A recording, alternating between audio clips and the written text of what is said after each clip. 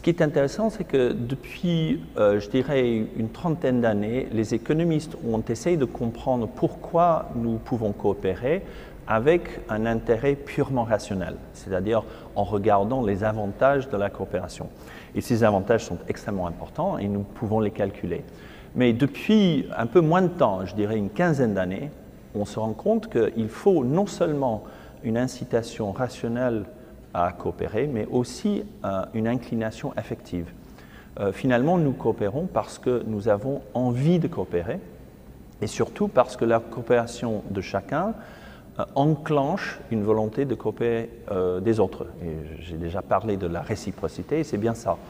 Mais si vous calculez bien, coopérer uniquement parce que vous y voyez intérêt, ne marcherait jamais. Parce que les gens qui sont absolument déterminés à tricher, ils y arriveront toujours.